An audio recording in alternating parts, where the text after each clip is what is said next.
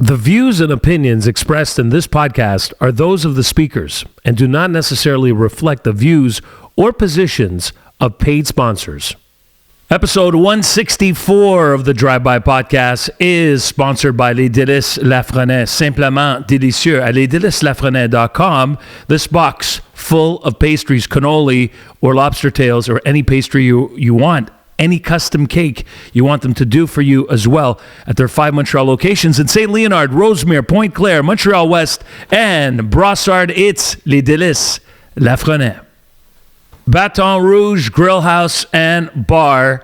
I'm in the studio right now, and I can smell it. I can smell the closest Baton Rouge to this drive-by studio right now. It's around the corner. Complex, well, not really around the corner, but worth going an extra 5 minutes to get there at Complexe des Jardins. Newly renovated, newly expanded, including their 29 restaurants. Find out the closest one near you by going to batonrouge.ca. I'll tell you more about Baton Rouge and their incredible menu coming up later on during this podcast. It's Baton Rouge Grill House and Bar.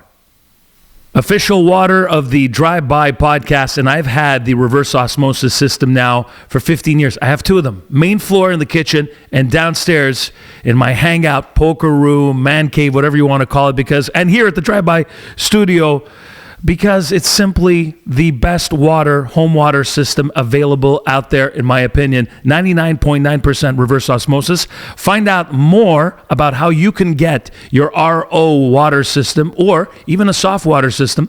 Doesn't matter where you live in Canada, where you live, period. Go to kinetico.ca and I'll tell you more about it during this podcast. This is the Drive-By with Freeway Frank. You made it, Abdul. Yes, What's going on, man? Nice to see you. Good to be here, man. Thanks for having me. You just walked in, and I immediately offered you beer. Yeah. Because Canada. Yeah, right. Exactly. But not a Canadian beer. No, you're disappointed. I can tell. Yeah. I didn't even give you a choice. I thought there'd be a Canadian beer here. Yeah, that's fine. Nice to see you.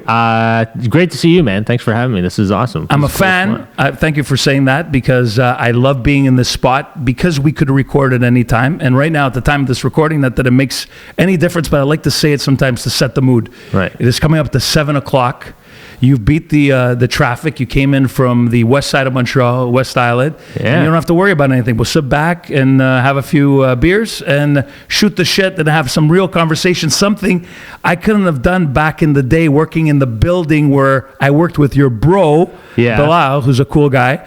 Never got the chance to do that. Anytime we'd have comedians on, which comedians are my favorite types of guests because they're cool and very eccentric. Even though I shouldn't be doing this in 2024. Let's see how this goes yeah, first. We'll see.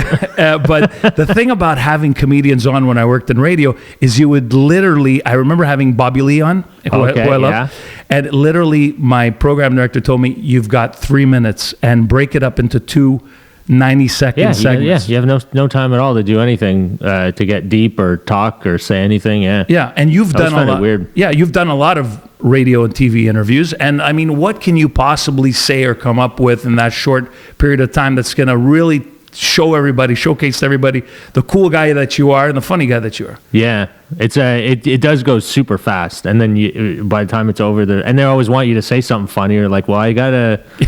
There's got to be like a moment or something. Like, give me a moment to get funny. Like, exactly. You know, you have no moment. Yeah. It's normally all the same questions all the time. But yeah, no, it's nice to sit back and just be able to, jaser, as they say, right? Jaser en français. So you left Quebec how long ago? I left in 2018 to move to LA. I moved to Los Angeles. Yeah, so you were in California first, and then that whole experience of psychoness pushed you over to Florida. Well, I kind of COVID really at the start. I mean, I didn't want to say the word, but I'm glad you brought it up. It's not what people think. Like, it's not like I wasn't like the early escapers to Florida. Like, I was one of those people that just like immediately ran to Florida. Yeah.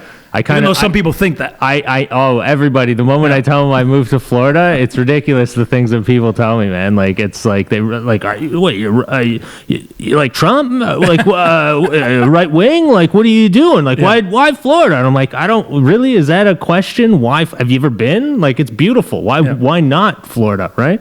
But yeah, California was, I was there for 2 years, and I hated myself a lot. I just was not happy there. It just really is not what you expect it to be, at least for me. Like, I thought it was like a nice, hippie loving, everybody's, not even having close. A good time. It's like, no, everything's very like business oriented. Yeah. Like, everyone's like down to, really into business. Nobody's like having fun because they're stressed out and trying to climb the ladder. And so you're not really having a good time when you're there. You're just grinding it out, trying to fit into this business, which is not, to me, being funny, it's not focusing on the business. Like, that doesn't work for me. So I think like it really made me miserable being there. Like, I wasn't happy.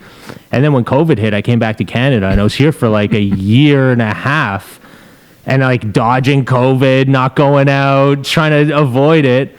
And then I had a gig. I had like a whole gig planned in New Brunswick with the Hubcap Comedy Festival. We were doing like a theater tour. It was me, Ali Hassan, and Candy Palmer, who ended up passing away like right before the tour. And then COVID canceled the whole thing. So we ended up going from like 9 theater shows to doing 1 Zoom show. And I was like, and that's like a lot of money that you lose. Right. So I was just like, man, really? Like, so I ended up going to do the Zoom show, and I got COVID. And I was like, this is after catching COVID after a year and a half and hiding and all of this. And then my gigs get canceled. And I'm like, now I get COVID. And I'm like, this is it. This is what it is. And I had a friend in Florida who was like, dude, what are you doing, man? Like, you got your green card, like, come down. Like, we're wide open. Everyone's having a good time. So I went down to check it out, and I stayed. I just liked it. Yeah, it's really... So when you did go down to check it out, was it at the beginning? So that was February of 2020, and you headed out when? That year? I went in 2022. Okay, so a couple of years out. So you were here for the entire lovely experience. I stayed here for all of COVID when we were like all locked down, everything that went down. Yeah, wow. I was here. I was actually out of the States for longer than I should have been. But because of COVID, they were super lenient and let me back in. But yeah, it definitely was like, I went through the whole thing here where you're not even allowed walking outside. Everything that just shut down. And that's why I stayed here too, because in California it was no different. Like in LA, it was like you couldn't even leave your house without a mask in the summer, and it was like boiling hot out. And everyone's living in a shoebox apartment for a lot of money. Yep. And I'm like, why am I going to stay here and I can't do anything? So yeah, I came back to Canada and then just tried to reassess what I was going to do. This whole thing like knocked the wind out of like comedians, especially. a lot of... You were hit the worst. I think. We were hit pretty bad. So like you don't even know where you're going or what you're doing, at this point. It's like, well, what am I doing? Even I remember doing the Winnipeg Comedy Festival, and this was like after, this was in 2022, but like midway in the year, and I was already living in Florida, and I went to go do it, and all the COVID rules were still in place, and you're like, you got to do a COVID test when you walk in the theater. And I'm like, what happens if I have COVID now? Like, you're not going to let me do the show? I'm right here, So like all that stress, and then they dropped me off at the airport the day after the show, and I'm like, now you got to do another COVID test, and they don't let you fly if you get COVID. Now I'm stressing out outside the airport and I'm waiting for my email on my phone. They do the rapid test at the airport. I'm like, am I getting back in? Am I not? What happens if I get COVID? Am I living in Winnipeg now for like 10 days? Like, how does this, who pays for this? What's happening here? So I think like, who pays for that? Like there's no answers, right? They're just like, well, these are the rules. They're like, yeah, but what if I can't, and what if I don't want to pay for it? How crazy is all these rules? It's just very stressful to live through. Yeah, it was just unbelievably nuts here in Canada during that time. I did something similar where I went to, my wife and I went Boxing Day to, so Boxing Day 2020, going into 2021, we went to Arizona. We were supposed to be there for 10 days. Yeah. We came back June 26th. Wow. As soon as I found out everything that was going on, everything closed. I took a lot of heat, for some people. It was like, oh, this guy escaped. Yeah, right? As soon as I heard curfews were on the way and all this bullshit. And I was just somebody that believed from the start, even though I was super germaphobe from the start, I was a different guy. COVID changed me for the better. I asked the questions I needed to ask, which you weren't allowed, right? You just couldn't ask fucking questions. Yeah. Got me into a lot of trouble. And but I didn't care. I was in Arizona. I was doing Instagram lives every day. I was having a great time. I was trying to keep people company during that crazy time. But being in Arizona was kind of like being in Florida, right? Where everything was open, everything was normal. I was watching news from Canada, and we were shaking our heads going, what the hell is going on? Dude, that's what it's like living in Florida. Like, you watch the news now in Canada, and you're like, what's going on up there, man? Like, what are you guys doing to each other? Like, it's really, and then when they look at Florida, and it's funny because it goes both ways. Because when people from here look at Florida, they're like, what are you guys doing down there, man? Like, really? Like, and it's a thing everyone, like, yeah, but you're not worried about shootings, and like, everyone has guns. And I'm like, yeah, but everyone has guns, so nobody kills, like, around me, at least. That's like, a good thing. Yo, I'm telling you, like, in California, in LA, you got to watch, like, all people rob everything, right? You leave it out for a second, it's gone. Like, they'll rob it. When I moved to Florida, my neighbor left these 2 weed whackers outside his front door and for like 3 months. And I'd walk by them every night, and I'm like, I want to fucking steal this weed whackers. Like, I'm like, someone needs to teach this guy a lesson. Like, you can't just leave him here. Someone's going to steal them. But then I thought about it. I go, oh, yeah, we're in Florida. Everyone has guns. They probably just leave it there because they're like, I'm not touching it. Who knows if this guy's going to come out with a gun or not? Yeah, that's right. So you kind of like, I find people are a lot more respectful than they are in places like California. I found people there were more entitled, and like everyone's like trying to take from each other rather than, Florida is, from at least where I live, I feel like it's such a supportive community. People prop you up. Man, when you do shows there, people come up to you after, where are you going next? I want to come see you again. They're very like supportive. They are. And it's weird because you see a whole different view of Florida when you watch the news from here. Yes. So yeah, I just tell people, you got to come experience it. It's not what you think it is at all. See, well, you just said the key phrase, when you watch the news from here. Yeah. Because it is a different portrayal of these places that when you spend any amount of time in Florida or even Texas, or God forbid, say that word, Texas, right, yeah. Arizona, any of these great states, the message that they're giving out on Canadian MSM is completely different than your experience there. Yeah. It really is. So people, it's like the media here hypes up, and having worked in it for so long, it hypes up all the bad stuff. Well, yeah. I mean, even the news, when it starts in Canada, it's like, like, Right. the music like just gets you. You're like, oh my God, what's Here it is. happening, right? Adrienne Arsenault has brass knuckles now. You ever see her with she's got like a double ring? Like, she's ready to, like, she looks dangerous. Yes. Like, it's a very aggressive newscast, I find. Like, it's either too fluff, like you watch like the morning shows, or like too fluff, or like once it gets dark, it's just in your face and everything's evil. And it's just, I don't think it helps people relax in this country. No. And I'm feeling it. Like, when you come here, people are stressed. I find people are stressed. Yeah. Well, I look at you right now. You look, even before the first beer, super chill, super relaxed. But you seem like that kind of guy anyway, like just a chill kind of guy, lean back kind of guy. But people are, honestly, I was a different person in America. I just felt calm. Here, I feel on edge. There's always something at the back of my mind. Yeah. Right? Something that's going to go wrong on the way home. Well, dude, you can't, of course you're on edge. You're like constantly, you're driving home. The speed limit goes from like 100 to 70 to 50 to 70 to 100 to 50. You're like, I'm on the highway. Why is it 50? Nobody's working in these construction zones. Right. Right? The potholes. So then you might get a ticket, right? There's the potholes, like, there's always something, especially in this city. I find, like, dude, just parking in this city is like, am I going to get a ticket? You know how many times I've gotten a ticket where I paid for parking? but I Right. still come back and there's a ticket. Yeah, because the signs make no sense. They're pointing in every direction. Even if every day of the week is on there. It's Permit, not no permit. you can't relax in a society Yeah. like that because Right. you're always wondering, like, is someone out to get me? Yeah. Right? That's how you feel. That's so right, what you just said. Is somebody out to get me? You feel bullied. Like, I feel feel bullied by the system here. Right. Like, I came back my first year in Florida. I was there. I never once got pulled over at all. I drove from Florida. I came back. I was in Montreal for a week. I went downtown to do a show, and driving home, I get pulled over. For And what reason? So the cop comes up to my window and asks me for my license. I go, what did I do? He goes, you ran a red light.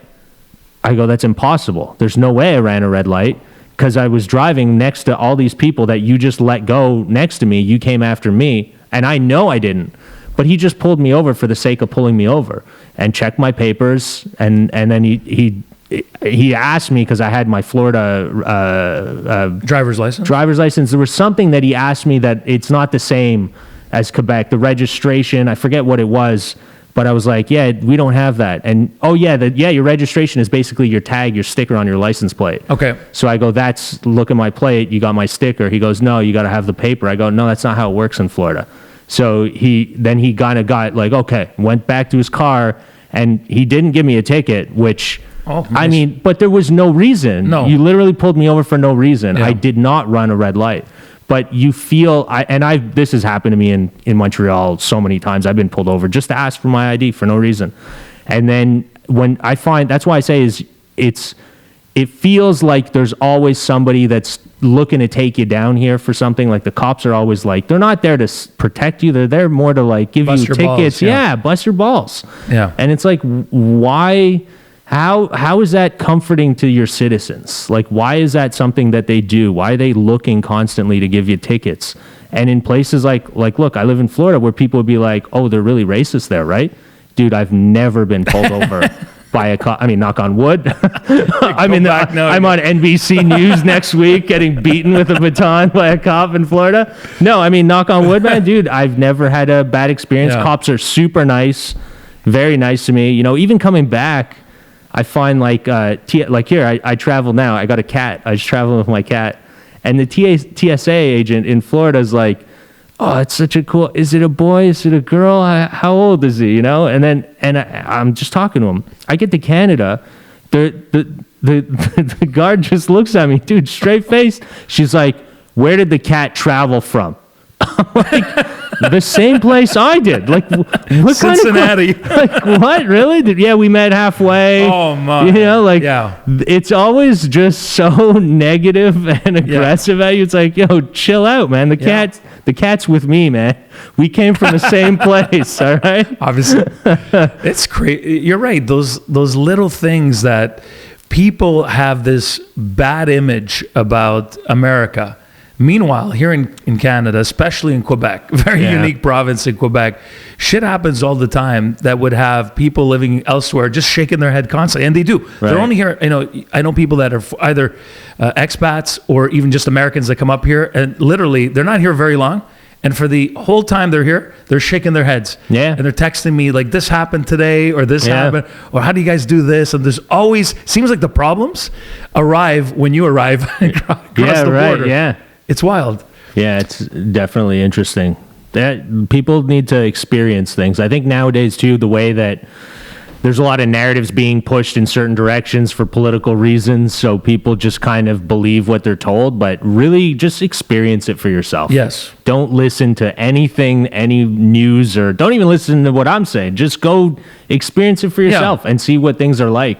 Because again, like I mean, a lot of it I talk about in my act is like how living in California was nothing like I thought it was going to be, and living in Florida was nothing like I thought it was going to be. So it's very interesting when you go into certain things with a perspective, and how, just actually experiencing it changes your view on it. It's you got to do that. There must be a lot of, more than ever now, because I hear it all the time, more and more people from Canada moving directly to Florida because they've had enough because of Dude, they're everywhere. Yeah. They're all over. Like Canadians are, and then not only that, just snowbirds, right? They're Yes. there all the time. Yeah, you like must hear the Quebecois accent. Where do you live? It's the greatest. I'm right in Pompano Beach. Oh, nice. So I'm like, that's a nice spot. yeah, I'm like, there's all Quebecers everywhere. Yeah. It's great. I love listening to them. Sometimes I get caught. I wear my Canada hat to the store. I try not to now because I like listening in to what they're complaining about. Exactly. And I'm sure they're still complaining. Oh, of course. They're in of heat. course. Yeah. They're always Beautiful complaining weather, about something. Yeah. When you were working for, so what years were you at This Hour Has 22 Minutes? That was it's like 2013. That was like 10 years ago now. 2013, been a while. 2015. Yeah, 2015 I think was when I left. Yeah. So 2015? you Yeah, left? I left. Okay, there in so you were there for a 2015, couple of years. Yeah. And how did you get that gig? Because that's not an easy, you're not an easy gig to get on our national broadcaster. Yeah, a show like man. that. Because during those years, I don't know anything. Is it still on? It's not on anymore. Oh, it's still on. See, I don't even know. Yeah, I don't know because the whole COVID experience killed my TV viewing for pretty much everything. I don't watch. I watch YouTube. I watch whatever I follow, podcasts, whatever it is. I get my news elsewhere. It's sad because having worked 30 years in the business that I don't watch any news anymore, any of those shows. I didn't even know it was still on. But I do remember when you were on. So Rick Mercer is he part of that as well? He was one of the earlier cast members. Okay, but he's not there anymore as well. No, he had his own show afterwards. He had the Rick Mercer report that he did afterwards. That was pretty good too. And then he went, and then they can't. Well, he stopped doing it after I think now maybe 7-8 years ago. Okay, I think. so you were there for a couple of years. Yeah. How did you end up getting it? Just making videos. Like at that time, like nobody was doing videos. Like you had to have like a video camera. Like cell phone cameras were not good yet. Nobody was doing anything on cell phones. So yeah, I just started making videos, doing streeters, doing man on the street stuff, like Rick Mercer. Like I grew up watching him. So I mean, I was totally inspired by Rick Mercer for sure, and This Hour's 22 Minutes. But yeah, so I started doing these streeters, and I did 2 of them, and the second one like took off in Quebec. It was about the Montreal Canadiens hiring an English coach. I remember that one. And so that kind of like sparked some interest, and people were looking at me at that time because I was kind of doing stand-up, doing the open mics, trying to get good. And I think that's something like I always feel comfortable and I enjoy doing is the streeters, like doing that type of stuff and interviews. So I did them on my own, and 22 Minutes did it also. They ended up going to the protest. I didn't know, but they aired it, a piece from there. So somebody had told me about it, and I watched it, and it was just a piece. It wasn't like anything, it wasn't like what I did. What I did like actually caused some controversy. Yeah. It was in the news, the media, people were picking it up, and like it was on a lot of French radio stations. They were talking, they did not like me. And it was interesting because I've never had anything happen to me like that. So I was kind of scared at first. I'm like, are they coming after me? Like people from like the Société Saint-Jean-Baptiste. Oh yeah, they didn't like they you. were like, d'anglais. yeah, they were trying to look me up online. They were trying to figure out where I lived. Oh boy. So I was like, I thought I was going to be like a lot. I thought it was going to be worse than it ended up being, but so I ended up meeting one of the cast members that summer. And just mentioned it to him like, hey, I did a piece at that rally you guys went to. So he asked me to send it to him, and I sent it to him. And he forwarded it to the showrunners, and that's how it snowballed. They had me come that season. They had me do a piece from Montreal, which never happened. Like I remember calling ACTRA to ask them, because I wasn't even part of the Actors Union at that point. And I was like asking them questions like, what do I do? They're coming to film me, and they're like, 22 Minutes is going to Montreal? And I'm like, yeah. And they're like, and you don't have an agent? And I'm like, no. I'm just some kid with a camera, man. Like, none of this I had no idea. So they tried me out. They came, and that piece didn't make air, but I heard from a lot of the writers after I made the show, it did really well in the live studio audience. So they ended up bringing me in the next year And it was like a trial. It was like 6 weeks at a time, then like another 4 weeks, then like another 2 weeks. So it was kind of stressful because you're always on your toes trying to, you're like, I don't know, I guess I'm here for 4 weeks only, so I'll make the best of it. And then they're like, all right, we'll get you on for another 2 weeks. So you're like, okay, I guess I'll. So yeah, it was a little bit weird, but that's how I ended up on the show. And then they had me on for a full season the next year. And that was it. They had enough.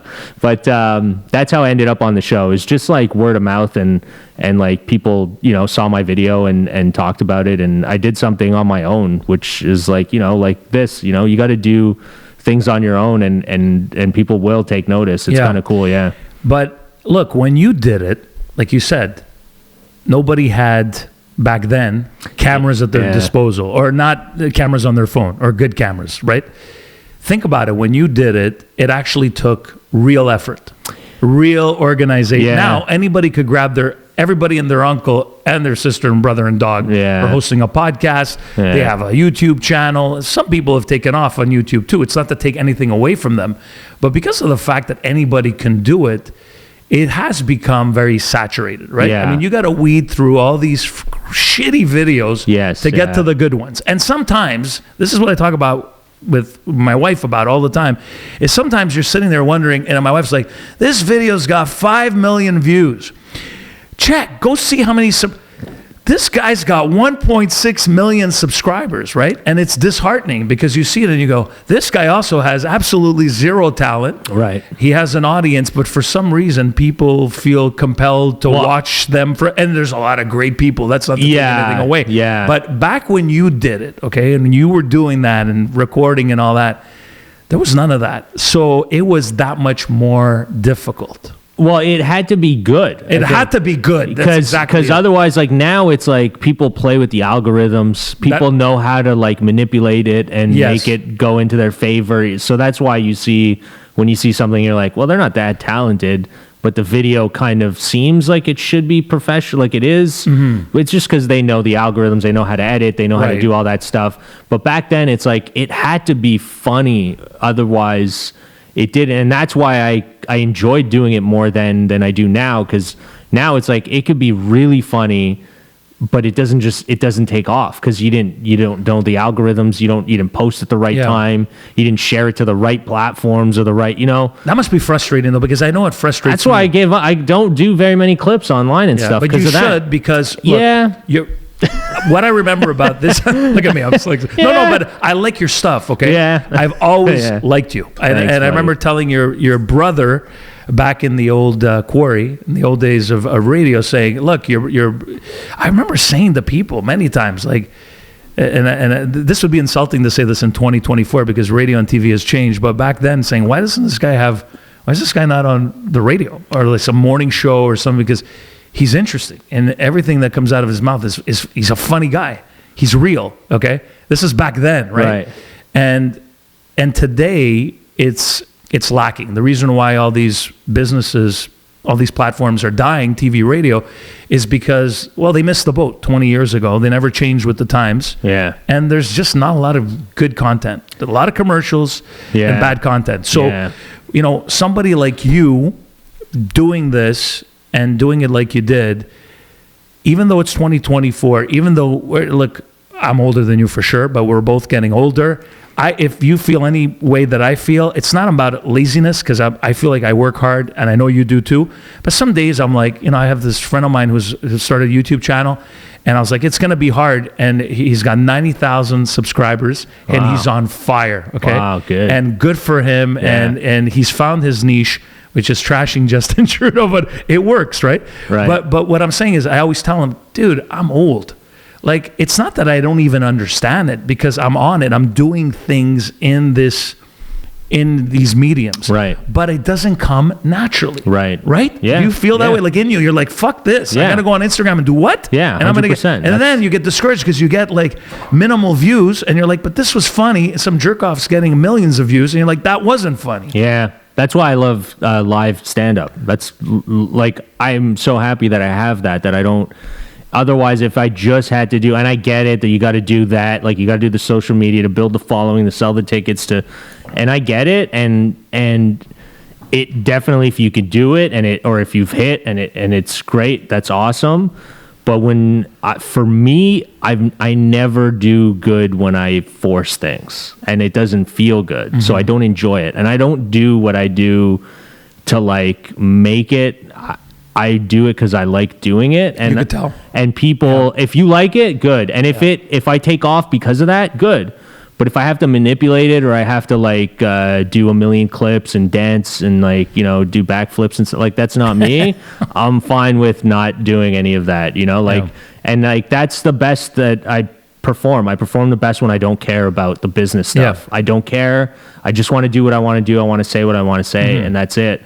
And it's a big reason why like moving to Florida for me was like I just wanted to, especially with everything going on, like even in stand-up in Canada.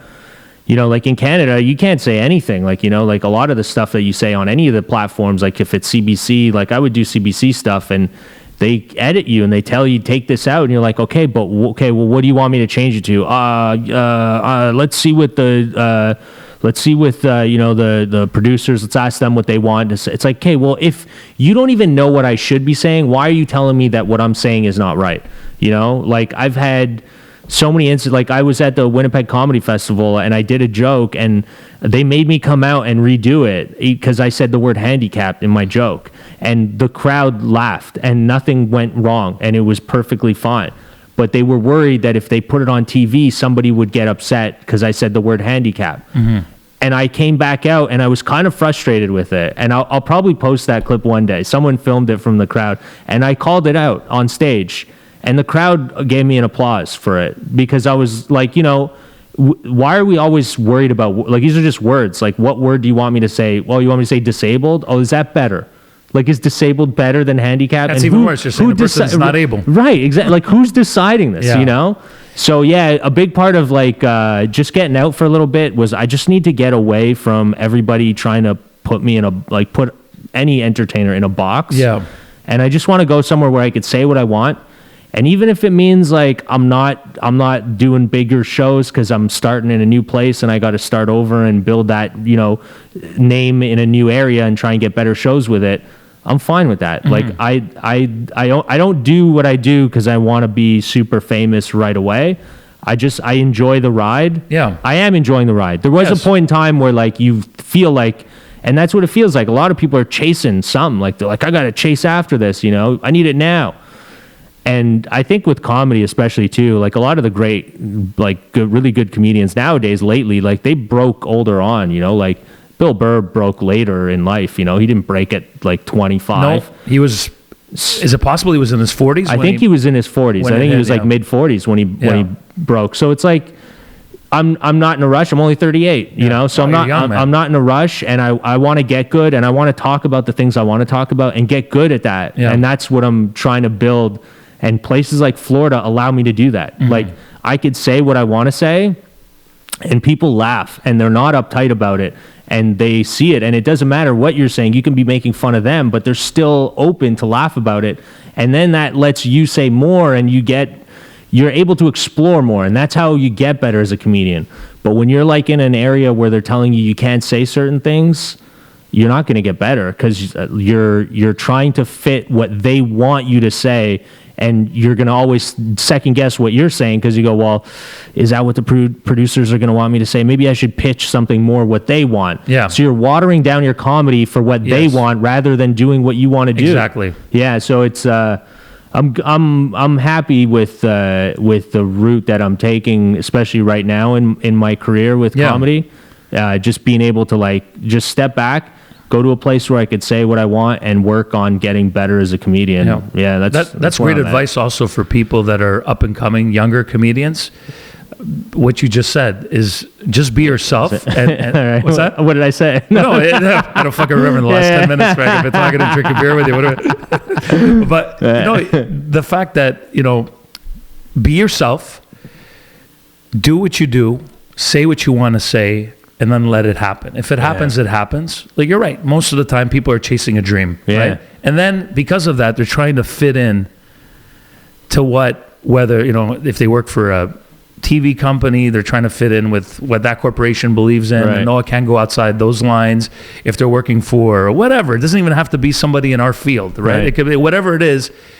People tend to put themselves in the, in that building, wherever they are. And Yeah. say, okay, You're trying to let me please just the- fucking please the masters, right? Your boss. Yeah, right. The mothership, right? Yeah. And then you that's where the failure, I think, comes from sure. next. That's the next Stress, dude. Stress yeah. like crazy because Yeah. now you're stressing out. What do they want? Yeah, right? exactly. It's not what do you want, and that's why they hired you. Yes. They're supposed to have hired you because you've got the knowledge and expertise. Thank you. Right? Yeah. And then they tell you what to say. You go, Yes. well, listen, this isn't going to work. Yeah, that was my experience in the last few years of radio. It's like, well, why'd you hire me? If Right. you don't want me. You want somebody else. Don't Right. say this. Say this.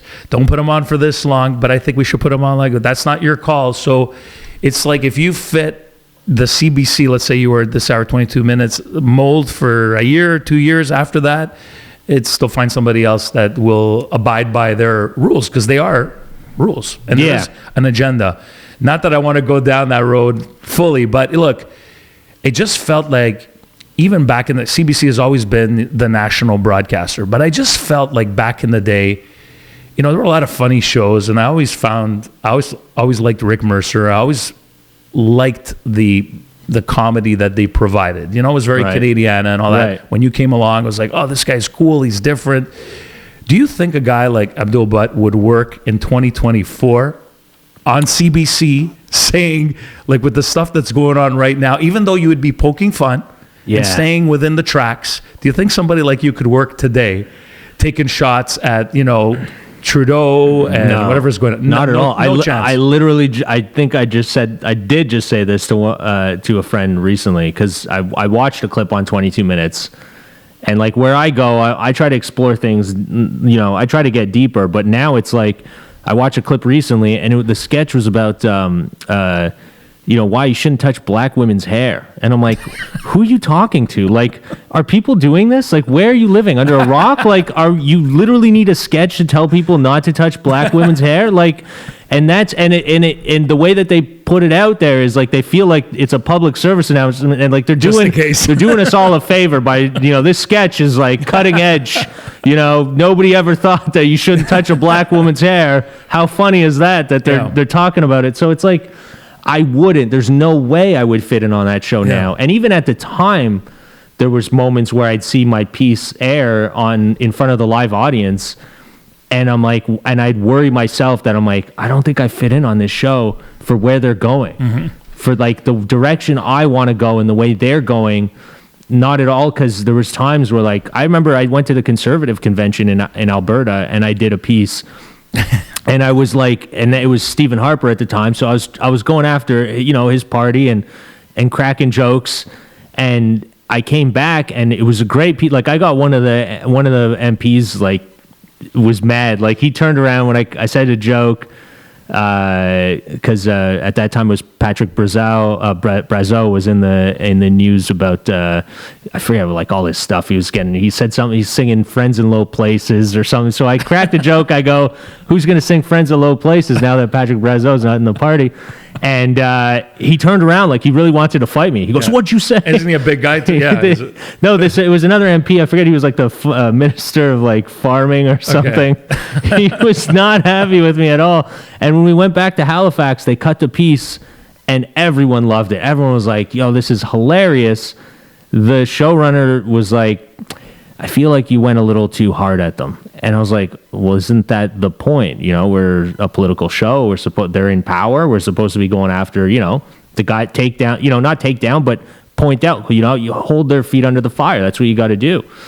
But then he said something that I'll never forget is, yeah, but they fund us, so we kind of can't go after them. They always have.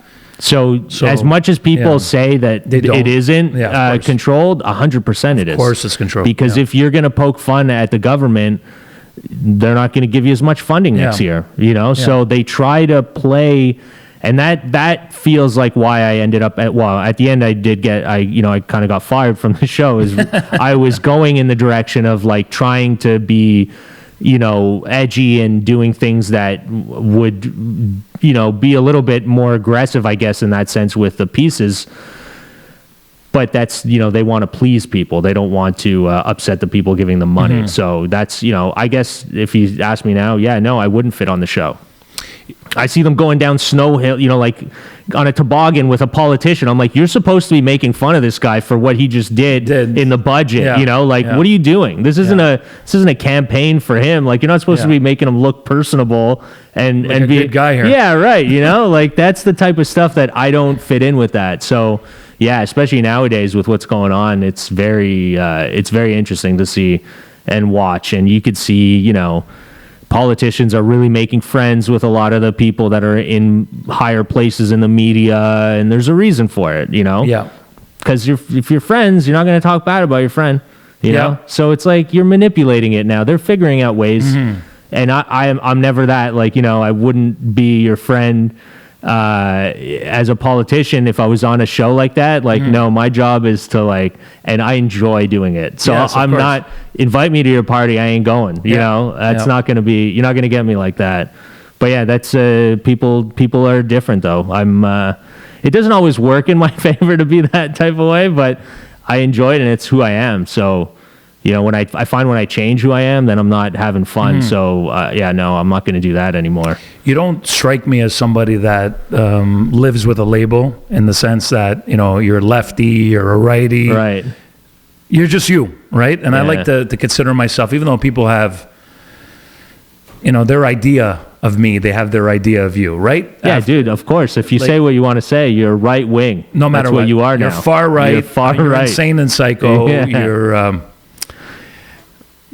part of a fringe minority, whatever it is. But now as the little truths start to come out, it's vindication. You look at it and go, okay, I held out and I feel better about the things that I did when I seemed to be standing alone. For sure, with minority of the people, right? It's never easy. It's not easy. Yeah. But we sent each other a couple of messages during the last couple of years.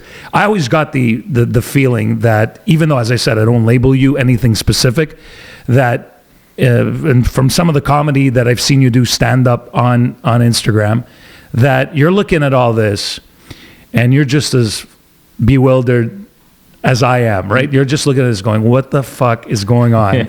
And I mean, there's so much comedy material. Yeah. It really is. But at the same time, it's sad. Yeah. Because this is your country. You're Canadian. And especially looking in from Florida and hearing these stories every day and seeing Trudeau and seeing what's going on, we're living in really insane times.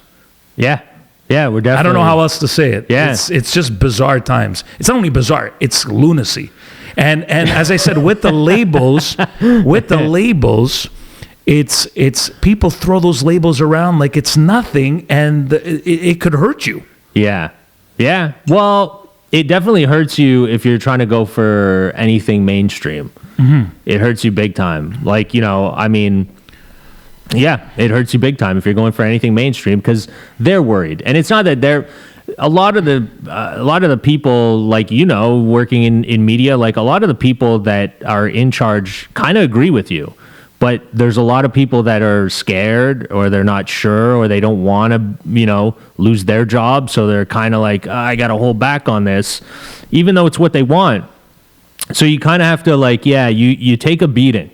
Right now we're living through a time where if you're saying the jokes or the stuff that you want to say, you're gonna have to learn how to get some real thick skin. You're gonna have to take a beating. Yeah, I don't really care about that stuff. I care more about the the losing sponsors. Oh yeah, well that's it. I mean, stuff like that. It's hard. Well, that's the beating. I mean, you're gonna people. You're gonna take a financial beating. Financial beating. That's number one because it's your livelihood. I give a shit about what people think at this point, especially of my life. I'm like, I don't care what people think. Right. I'll say it, and too bad. Right. If you like it, or if anything, you invite people into the conversation, but they don't want to come. They don't want to be part of the conversation. Right. Yeah. They've already labeled you. Yeah. Well, you know what, man? I don't care. See, during that show in Winnipeg where I said handicap on stage, one of the comedians hey man, he was cool. He said, you could say handicap. He's handicapped. and he wasn't on the same gala as I was. He was on another gala, but him and his dad were in the crowd watching the show. And his dad came to me after and was like, thank you for saying what you said when you came back out, and you called them out for making you change words, because that's not what makes, that doesn't mean anything. You're just trying to pander to something, and it doesn't help the disabled or handicapped person, and it doesn't bother them at all. It doesn't bother them. Treat them normally. Telling people you can't say jokes about them is not treating them normally. Correct. So that's when he says something like that to me afterwards, I don't care. You know what? You don't want to give me a gig, anymore because of the words I say. To me, that, again, like I said before, that's not why I do it. I do it because I always just want to do what I want to do. If it gives me a gig because of it, I'm happy, and I'll take it, and I'll go do something else. If I need to make money somewhere else, I'll do it. I'll do something else if that's the case. Until we can swing back into a normal society of where we're allowed to say things again, I'll do that. Time, like, things change. You don't have to go at everything really hard right away, and you're going to get knocked down. You might lose a job, and people take it hard and go, well, this is what I do. What could I do? It's like, hey man, go get a job in something else. Keep doing it, but don't stop. But do you. Don't let them tell you what what you can and can't say. Yeah. Because that just ruins it. At the end of the day, does anyone want to see that? It's the same thing over and over again. Yeah. So yeah, it's you got to take. You're going to take a beating now. We're living through a time. It feels like we're slowly getting through it though. Like we're very slow, but yeah, we are sludging, but we're sludging there. Through the mud, but it's getting there. Abdul, is there ever a time that you're up on stage, given what has happened in the last little while, with even though you'd have to have Will Smith specifically in your audience to come up and slap you if you're making fun of his wife, but stuff like that. I mean, Dave Chappelle was attacked on stage. Other comedians, you see the videos all the time. People run up and charge them, right? Violent acts against comedians. If you said this 20 years ago, people would say, hey, that's funny. Yeah. Do you ever get up on stage on any given night? First of all, how many stand-ups a week do you do? I try. I'm at least like twice a week. Okay, that's doing, good. Trying to get up like every weekend. I mean, does this thought, I wanted to ask you this, does this thought ever cross your mind that some psycho is going to, because comedy has always had hecklers around. You've always experienced this before, even these crazy times. But now it can get scary with the next thing is people. I think it's like physically hurting. It's in the cities. Like if you're going to the big cities, I think that's where I'd worry about it more. I feel like, people tell me like small towns and especially a guy with the name Abdul. Dude, I love small town comedy is the best. Yes. Like they want to laugh. They're not fat. Like they're not going to get mad or, angry that they're going to attack you with what you're, at least not for me. They don't go that route. But in the cities, people are nuts. Like I was in Toronto.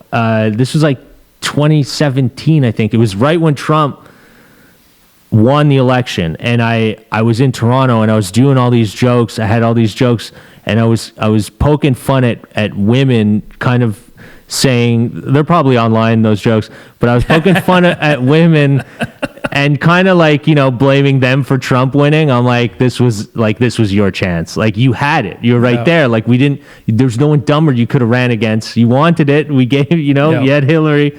So I had this whole bit about it where I go down this thing and then I keep hitting on like sarcastically blaming women for Trump winning. And this woman was like insanely mad in the back of the room, and I didn't pay attention. I just kept going, and it kept getting her more mad, and she was like yelling at the manager in the back of the room. Mark Breslin was there. They ended up kicking her out of the show.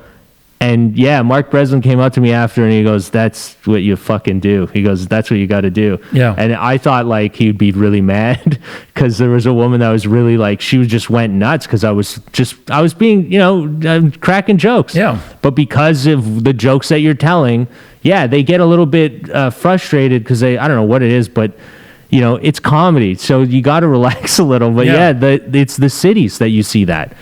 Episode 164 of the Drive-By podcast is sponsored by Les Délices Lafrenière. You're getting married maybe later on this year. Work with one of their designers to make the perfect custom cake for your wedding. So when it comes into the banquet hall, everybody is oohed and awed, and they will not disappoint with 5 Montreal locations, including St. Leonard, the original hub on Rue Lafrenière Street. That's why they call it Lafrenière. Rosemere. Some people, they don't know that. Pointe Claire, Montreal West, and Brossard. Check them out online as well for your custom and themed cakes for whatever celebration in life. I'm holding this box because I ate everything that was in it. Not all by myself. It's Les Délices Lafrenière. Baton Rouge Grill House and Bar. Now, start with the meal, then the dessert. Okay, because I know I just mentioned the dessert first. But first you eat your meal, then dessert. Don't do that whole manja cake thing where they eat dessert at any time and then they have their meal later on. That's not tradition.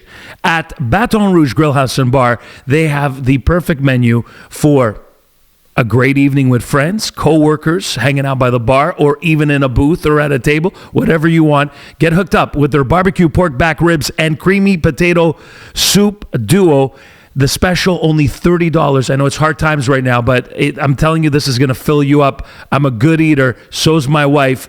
And I was pretty stuffed after this plate. Only $30 until February 25th. Find out more and the closest restaurant near you by going to batonrouge.ca. If you're watching this in the Montreal area, check out groupeilco.com. You could go on there and get your Kinetico home water systems. They have it all, including the RO system. And what I'm drinking here in studio, 99.9% pure drinking water. In Alberta, contact Roger at trailappliances.com. If you're in Edmonton, you're in Medicine Hat, you're in Calgary, anywhere, call Roger. He's going to hook you up with the perfect soft water system if you have hard water in the home, or the 99.9% pure water reverse osmosis drinking system. Find out more about Kinetico by going to kinetico.ca. In the smaller areas, like small towns, or never happens. People are not like that. They're more laid back. They laugh at, even if you make fun of them, they laugh. Like, like you make fun of a woman's husband, she's not going to want to kill you, right? She's going to be like, yeah, Bob is an asshole. They love it. But yeah, it's I'm worried in the cities, and that's why I got out, man. That's why I moved. Like I live in a smaller, it's more of a beach kind of town. Mm-hmm. I'm closer to Fort Lauderdale. I don't go to Miami very often. Sometimes I do. Crowds are great there. They're not bad. But I didn't like LA for that reason, because it's like, yeah, you get gasps at things and you're like, really? And then I go somewhere else and they're dying laughing at this. Mm-hmm. So I go, okay, you're just not my audience. This is not, like, these are the jokes I want to tell.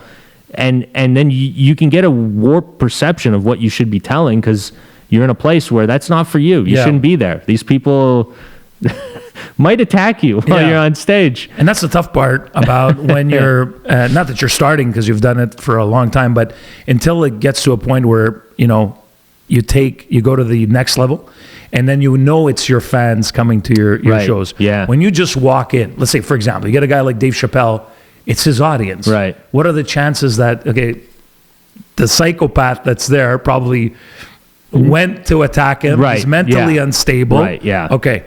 But for the most part, it's all your fans. When you walk in, it's actually harder to do what you're doing, and I'm sure he was there when he started, right? Is you're walking in it could be enemy territory. I mean, you don't know where you are. Yeah. Most of these people don't know you. Yeah. They might not like the way you look or sound or whatever that day. Yeah. And if it was somebody else, they'll kind of look at the crowd and just mind their own business and just keep fake laughing if they have to. But with somebody that people are still getting to know, it's a lot more difficult. Yeah, right? It's for sure, definitely. I actually enjoy that. Yeah. That's good. I love being like unsuspected. Like, I want people to not know about me at all. Like, I used to go on the road with Derek Seguin a lot, and I love that because it was all his fans showing up. And then I walk on, and you could feel, like, the first minute, you feel it because they're like, who's this brown guy, right? Like, you could feel it. I mean, you're in the middle of nowhere. You're in a small town in Canada. Everyone works in a mine, right? Yeah. which you think that they're all probably dark from the cold or whatever it is. They wouldn't be scared of my skin tone. But no, they weren't. It's just that they don't know who you are, and then you come in with jokes, and then you win them over. To Then me, you've got 'em. I love that. Yeah. I love that feeling, and that's the thing is like the way like the jokes I tell. Yeah, they're more geared towards that type of crowd. Anyways, Yeah. I'm not like a city. I mean, it's not that I don't do well in cities. Don't bring me to like a progressive. Like I don't do any of those. Like sometimes I'm friends with all like, there's gay comics or trans comics, and sometimes they'll invite me to do like their theme show. It's like drag, it's a drag show where comedians dress, and I'm like, listen, it's not that I love that you do what you want. It's just not me, and that's not my crowd, and they're not going to like me ragging on Hillary Clinton, Right. At all. But that's too bad, right? Because comedy should be, if we were living in different times, we should be able to laugh about anything. And 100%. it doesn't matter, right? Yeah. Because a trans person or a gay person could still listen to people make fun of them and still have a sense of humor about it. Yeah. Now, it's funny because I have older gay friends, right? Yeah. And they're fed up. Oh, dude. They are fed up. They hate No, this, let me right? tell They're you, like, I you're crush messy. with the older gay crowd, Right. man. Like I'm doing There you go. another one. I had a feeling too. I'm doing another show in Fort Lauderdale at it's the same theater, and I had one of the best sets of my life, and it was all older gay men. Yes. It was very touchy after the show. They all love me very, very much. But honestly, one of the best shows ever. And exactly like you're saying, and some of the stuff that comes out of their mouth, Yes. man, like my older gay friends too. Yeah. Wow. All Yes. right. You want to think like what I'm saying? Like they are fed up. They are fed up. They are fed up. Yes. And they're the ones that should be like, we're the marginalized group, and they're fed up. They're done with it. Yeah, they're tired of all the pandering and like the, pretending that you care and pretending like we got to do, cater to everyone's feelings. And again, there's no reason I could not be on a lot of the stuff in Canada now because, that's what the shows are like now. It's like they're all pandering to that. And then the people that they're hiring are just, man, there's a lot of stories in Canadian comedy with things like that just like, there's a lot of, they just pandered because it's grant money, right? There's a lot of grants. I mean, that's what the business is here. It's all, funded on grants. So there's grant money for those things. And so they'll pander to it so that the producers can get the grant monies, but they don't really care. A lot of them don't really care. They're just pretending. And that's where it's like the older gays see it. Mm-hmm. They see it and they go, all right, enough of this. Like They call it out. They call it out. And they're rightfully so. And thankfully, because it's getting to the point even for me, like, when I pitch stuff because of my name, well, they're like, well, okay, it's ethnic group. This is great. We can maybe use you. Okay, tell us about your life. Can you talk more about, and I'm like, why can't I talk about social issues or what's going on in the world? And they're like, well, what were your parents like? And where'd you grow up? Could we talk about that? You can pitch us something with, about that. And it's like, why? Like, can't me just being a different skin color be enough for you? Yeah. Like, do I have to talk about the exact things that you want me to talk about? Why can't I just be like the white comic that was able to do a show about whatever he wanted to do, Yeah. That's where it gets annoying is like, it's pandering. annoying. You're not really giving opportunities. Yeah. You're giving the opportunities if we fit into your guidelines. If we fit into your guidelines, then you'll give us an opportunity as an ethnic minority. But otherwise, you just go, well, then no, we don't want to talk to you because we can't apply for the grant money now because you didn't talk about your family or where you grew up or what religion you are. So that's where it gets tiring. Like I said, you're following a mold, and that's not what you're supposed to be doing as an artist. You got to do what you feel like doing and saying. Who are some of your favorite comics? Because comedy for me is, even though I've never done stand-up myself. I think I just emceed a few shows back in the day at Yuck Yucks in Vancouver. It was a lot of fun. Oh, wow. But, you don't have to make that many jokes in between. At least the guy told me, just come and, have fun. And it was great. But I have after I did it, I was like, wow, this is not an easy thing to do. Right, it's a totally different animal. Who are some of the favorites that you look at today? Because I have my favorites. We'll compare. that you look at and say, wow, this guy or this woman, fantastic, great writing. You know, if you could have, I mean, you must have your mentors. The ones that I liked or like I looked up to or feel like I was inspired. Like Greg Giraldo for me. I mean, he's not around anymore. No. But Greg Giraldo was like one of the funniest to me watching him. And that's kind of my style is like the political angle and like pointing out the stupidities and in all of that.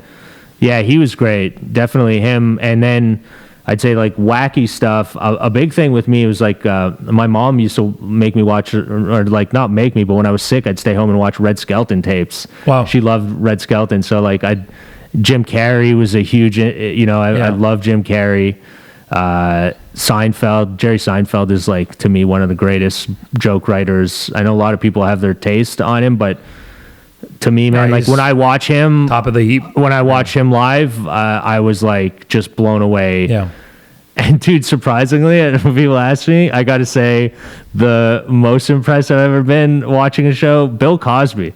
I watched Bill Cosby after all this stuff happened. Like I did a piece on 22 Minutes, which ultimately got me fired from the show. But we were in the studio, we were in the theater watching him. And I was like, man, this guy didn't miss a beat. No. Like all the allegations, I can't imagine the stress or like what's going on in your head right now. But he was like, it was like ironclad, dude. Like he was like, he hit every joke, perfect timing.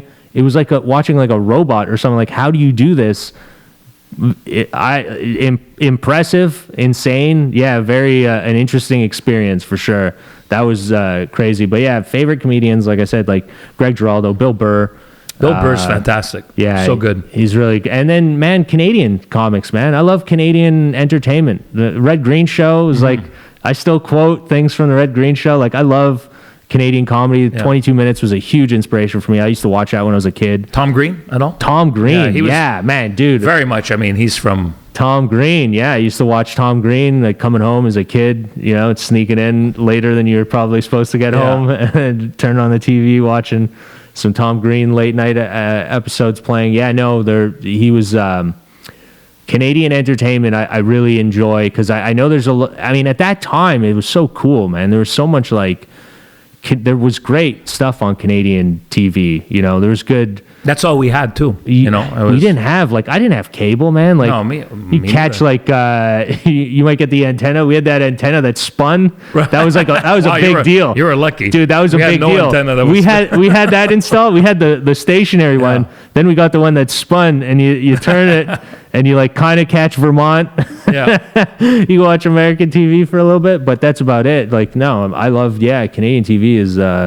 There was good stuff, and now, not so much. Yeah, they don't produce as much. But there's a lot of great, like you said, there's a lot of great comics in Canada that many people don't know about, or they would only know through social media. But nobody else is talking about them. Yeah, but then again, to say nobody else is talking, who determines that anymore, right? So just because they're not on TV or radio, right?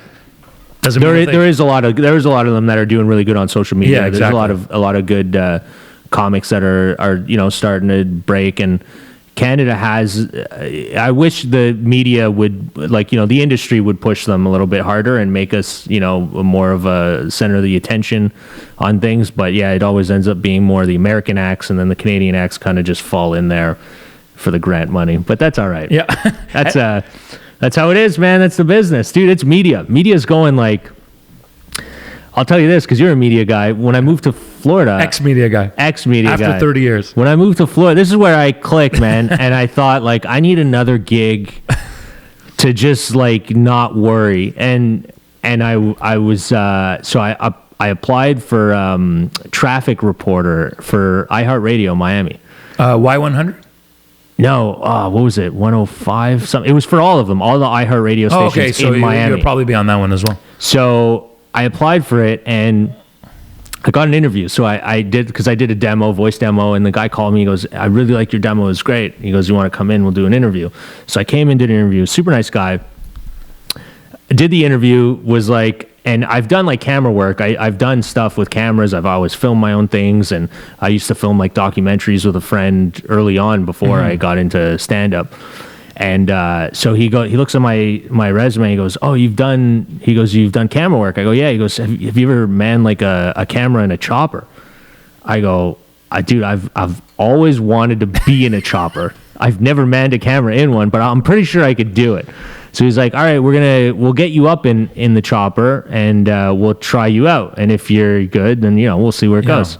Well, could you be yourself? Is that what they wanted? They wanted me to be. No, yeah, they were pretty cool with you. Yeah, honestly, they were, and he was actually kind of turned on that I was a comedian. Okay, like because it kind of gives him another. You you have a name and a voice, and you get to use your name. Although they were like, you could have a radio name if you want, change it to Wacky Abby or whatever the hell you want. So yeah, no, I ended up doing it. I can get in this chopper. And it was wicked experience. They give you this joystick. You got this camera. You got the screen here for your camera. And then you got a map on this side to show you where you are. And they bring you up in this chopper. And they actually brought you up? Brought me up in the chopper, It wasn't a simulator. No, man. Up in a chopper. My first time in a chopper. And I was manning a camera. And I'm like, this is a killer. This is awesome, man. So I'm getting up in there. I'm doing it. They're like, follow this car on the I-95. It's going south, catch them, follow them, and stay with them. And like I got the headset, so they're telling me while they're on the ground watching. So I'm doing it all. I get it, and I was impressed. I was pretty good for someone who's never done it, and they were impressed. And afterwards, they go, "You got the job. You want the job?" I go, "Yeah, I'd love. That's amazing." So they go, "All right, we'll send you the contract. You'll get it and you sign it." Dude, I get the contract. How much do you think it pays to be a camera guy, all right? Not only just a camera guy, but also reporting the traffic while you're manning the camera in a chopper. Okay, U.S. money? U.S. Okay, and are you doing it in the afternoon or mornings or a split shift? Morning. So it'd be like the morning shift from, I think it was like 6 or 5 to 9 or something like that. In U.S. dollars? Okay, here we go. Hourly rate. How much hourly rate. Hourly rate. Hourly rate. This is going to be easy, I think. I'm going to say it's between $15 to $20 an hour. Yo, dude, you're right on the money. Right on the money. Dude, $17 an hour. I was like, what? Okay, you know what, man? Like maybe media's dead. Like I think I think it's done. Like you just pull the plug, everybody. This is all shut the transmitter. This is all a show. Yeah. You guys are really trying to keep this propped up on paying people $17 an hour to get in a helicopter in the beaming heat. And then I Googled the chopper because I'm like, I want to see this chopper because now I'm thinking like, this is a high risk job, man. Yeah. Like I'm not in a studio with air conditioning looking at camera because that's what it started off as. Right. And I would have been fine with just doing that, sitting in the studio looking at these screens. I go, this is a high risk job. I'm going up in a chopper. So then I Googled the chopper. Dude, it's got the highest crash rating. No. And it's the most unsafe chopper. It's got gas tanks made out of aluminum. So it says even if it crashes at like 5 feet, these tanks are so weak that they split. And when they split, the fuel goes everywhere. And with the heat, it just catches fire and you just roast. Oh, my. I'm like, so I call the guy and I go, listen, man. Is this you're not making up this story? This is a true story? This is a true story. This is so fun. Do you do this in your stand-up? No, man, You got to do this. This is hilarious. Dude, I go, oh my God, this is so funny. I go, listen, I love the gig. I really want to get my foot in the door, man. I'd love to get in at iHeart. Like in Miami, this is awesome. If I go, $17, man. I'm like, I mean, it's a high risk job, right? He goes, yeah, well, that's, it's kind of what they pay. And I go, yeah, but it's dangerous, right? He goes, well, we do offer an added insurance for you, in case something happens. Oh, good to know. I go, great. My family's going to be fine, but I'm fucking dead, buddy. Like, what? And for $17 an hour? God. Yo, man, I was like, at that point, I was like, I'm out. Media's done. Like, no. I don't even care about this business anymore. I'm just going to tell jokes at night, and I don't care about anything else. Like, there's nothing else in this business that's going to pay the bills anymore. Oh, my. It's really like... it's embarrassing, too. It's really embarrassing. It is embarrassing that they would... But these guys, it's like, that's what they're told.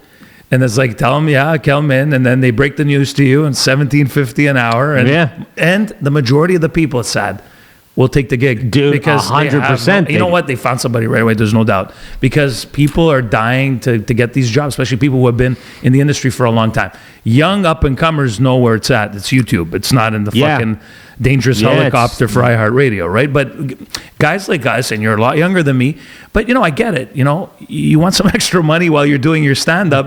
That's not extra money, man. Right, More of a chance that you end up 6 feet under. But it's like, that's what it is in this business now, is like, is there even a business left with those companies, That one, you tell that story. And there's a million of those stories, and they're not even that funny, man. Dude, there's a million of those stories, right? I hear them all the time. How many do we know? We know so many. Many. Everyone that's been in that same boat where you're like, really, man? And then someone will take it. And it's sad because that's why they do it, is that they know. And it's not just that, like, even with comedy, there's a lot of things too. It's, there's stuff that comedians in Canada are going through where it's like, you're going to pay, if I question what you're paying me, you just go, well, okay, fine, you're out. And I'll go to the next one because someone else will do it. Yeah.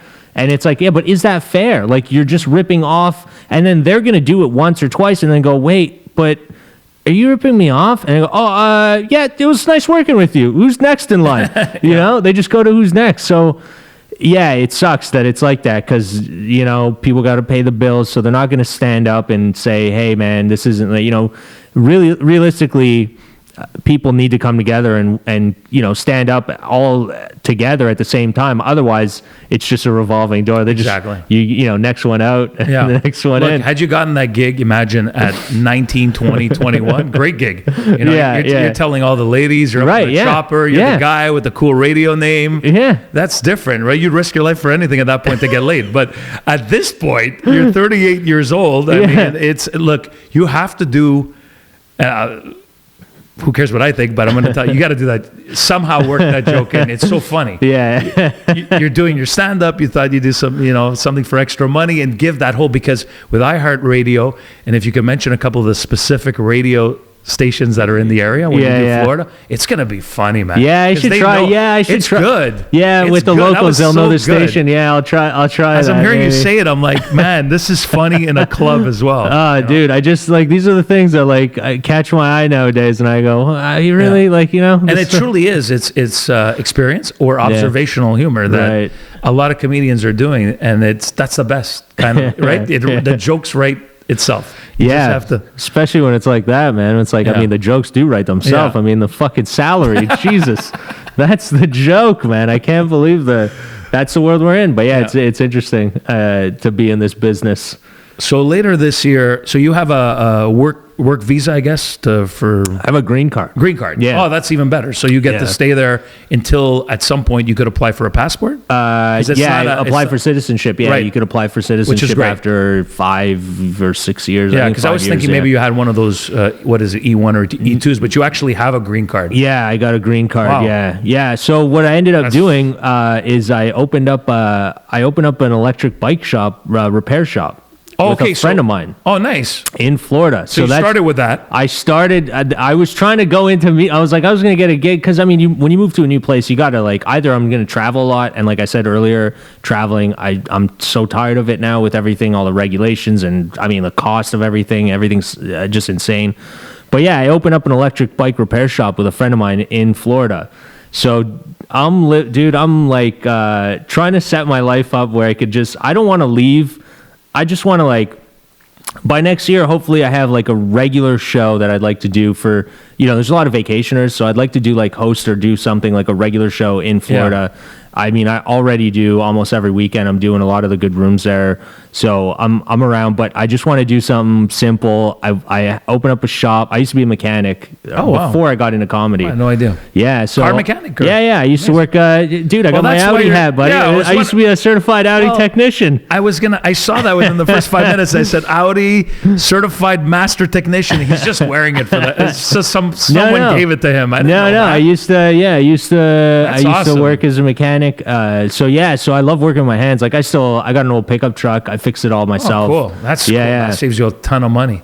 I enjoy it. I really do. So you plan on having that business and just doing stand up on the weekends. Man, like all I want to do is just do that and do, because I was like trying to get something in media, but I go, listen, man, media is dead, and this is like a new business where it's taking off. It's insane. We didn't even think it was going to take off. Like I started with a friend of mine, so it's like, it's easier for us. We're both working at this business together, and I didn't think it was going to take off. We started in like a little back corner in like a warehouse, and in 6 months we have the whole warehouse, and we're really rolling. We got a bunch of dealers that are lined up. Amazing. Like we work with them now. We're certified repair shop for. Wow. And I'm like, I hope none of them see my stand up, because they're all going to be offended. But no, they're all awesome. Super cool. The industry is awesome too. It's like, cool.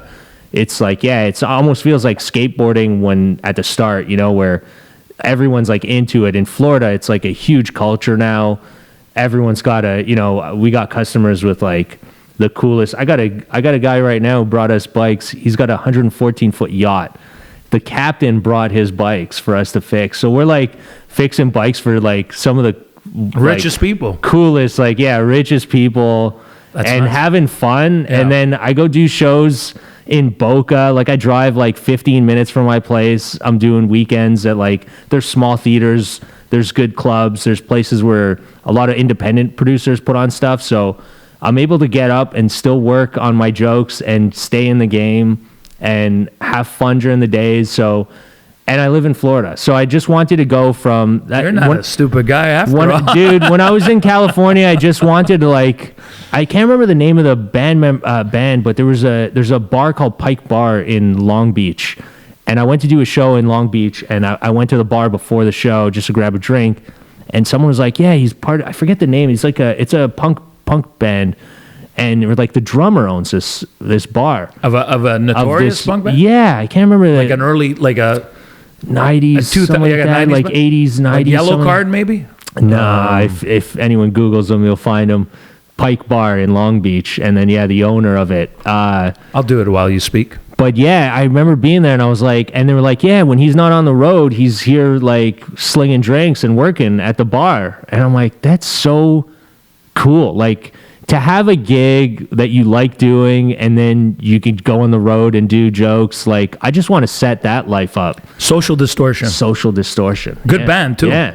Yeah, dude. I was like, that's what I want. I want to just enjoy my life and be live that somewhere, guy. And dude, and that's what I'm setting up. That's my goal, and that's what I've been doing in Florida, and it's kind of heading out. Knock on wood, nothing ruins it. But no, it's been really interesting and fun, and doing that as opposed to what everyone else does, or go to I could have went to New York after LA, but I don't want to be there at all. And when I talk to comics from New York now, I'm like, yeah, I made the right move. What are you paying, or how you living? And they're like, yeah, you live there, but the life is hard. Your life isn't easy. No, it's expensive. It's so expensive. You can't do the jokes you want to do. Not only that, There's so many people. The homeless everywhere. There's rats all over. Yeah. There's trash. It's all those cities have. It's just they're all crumbling. Destroyed, yeah. So it's is that the life that I want? I want to tell jokes, but I don't want to live that. No. So I want to just live a comfortable life and do jokes. If I could set that up, I'm gold, man. I don't need to. And that's what my goal was, moving to Florida and just setting up a life where I could enjoy myself and not have to worry about the industry. Yeah. Such a smart move, man. I'm Thanks, looking man. at you going, look, I didn't know any of your background in terms of what else, I thought, but am I going to ask? Oh, what else do you do? Because I hated when people did that, especially when I was starting off in radio and say, oh, well, okay, you work weekends or overnight. What else do you do? Yeah. It's like, fuck you. This is what I do, right? Yeah. So it's interesting to hear that you were smart enough to figure out you need something to fall back on. Dude, did you hear the $17 an hour chopper story? Yes, exactly. There is no hope. There is no hope. There's nothing. What am I going to do? Get a writing gig for 6 weeks and then the show gets canceled and there's no, like, the business is dying in that sense. It's dying, and you can't depend on those quick hits either. You know, there's a lot of these people that will work, like you said, 8 weeks on a show, 2 months on that show, and then in between, they're freaking out because they can't pay rent. You don't want to be that guy. So many of my friends, man. Yeah. Well, everyone I know. Yeah. Well, not everyone. There's established comics too, but then there's people they're like, man, this is a grind, you know? And it's frustrating. I think to be in a place where you're doing, let's say, something like you, same thing that you just explained that you're doing, you have it all covered, or something like me, it's later in life. Okay? Right. I wouldn't have started, God forbid I started and I was 19, 20 now. I'd be dead, right? I'd be like, what? I mean, it's so saturated. There's so many podcasters and YouTubers you can't make a living like that, starting off like that, unless you really get lucky or hit something, right? But, so, you know, now personally being where I am at my age, I'm like you said, I'm doing what I want to do. I'm chilling out. I got this place. I'm having fun. I'm having conversations. Right on. Like I really want to chat with people. I learn a lot from speaking to people. And I'll give some younger kid your experience. It's like, oh, I had Abdul Butt on, and I'll tell a couple of the stories, and I'll say, look, the guy's not just doing stand-up comedy. He's a mechanic. I didn't know he was a certified master technician for Audi, and he's got a electric bike store, and he's doing electric bike store. And he's doing comedy, and he's figured it out. He moved to Florida. He moved before COVID. He just took off during that.